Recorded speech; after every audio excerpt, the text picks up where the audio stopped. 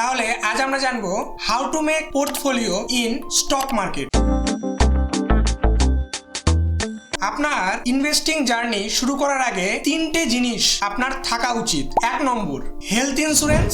অবশ্যই সেটা আলাদা আলাদা ভাবে, যেমন আপনার এবং আপনার ওয়াইফের একসাথে, আপনার বাবা মার আলাদাভাবে এবং আপনার বাচ্চাদের আলাদাভাবে থাকা উচিত। 2 নম্বর, লাইফ ইন্স্যুরেন্স। আপনি যদি আপনার ফ্যামিলির আর্নিং মেম্বার হন তাহলে আপনার অবশ্যই একটা লাইফ ইন্স্যুরেন্স থাকা উচিত, যেটা 20 Times of your salary. 3 number, emergency fund. Emergency fund বলতে আপনার মান্থলি যেগুলো বেসিক খরচপাতি রয়েছে সেই টাকাটাকে বোঝানো হয়েছে। সেটা মিনিমাম 6 মান্থের আর ম্যাক্সিমাম 1 ইয়ারের আপনার কাছে থাকা উচিত। আর সেই এমার্জেন্সি ফান্ডটা 70-20-10 রেশিওতে থাকা উচিত। 70% এফডিতে প্রোটেক্ট করার জন্য, 20% liquid cash in savings account আর 10% ক্যাশ ইন লকার। এই তিনটে জিনিস যদি আপনার থেকে থাকে then you qualify for investing journey। এবার ইনভেস্টিং এর ক্ষেত্রে আমাদের 50-30-20 রুল ফলো করা উচিত। কি এই রুল? আপনার স্যালারির 50% বেসিক নিডসে, example rent, EMI, food, electricity বিল,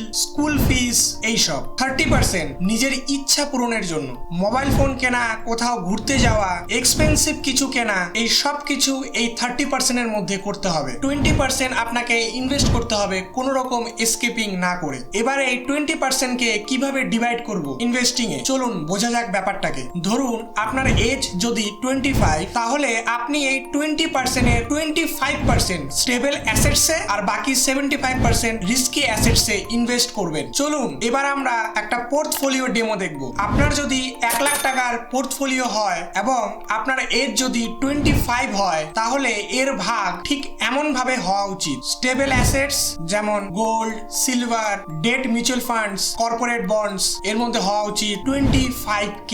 আর রিস্কি অ্যাসেটস এর মধ্যে stocks, mutual fund, ETF, momentum funds, এসবের মধ্যে হওয়া উচিত 75K। আর আপনার যদি শুধু মিউচুয়াল ফান্ডের পোর্টফোলিও হয় তাহলে এর ডিভাইডটা হওয়া উচিত ইন্ডেক্স মিউচুয়াল ফান্ডে 30K, মিড ক্যাপ মিউচুয়াল ফান্ডে 20K, স্মল ক্যাপ মিউচুয়াল ফান্ডে 15K আর মোমেন্টাম ফান্ডসে 10K।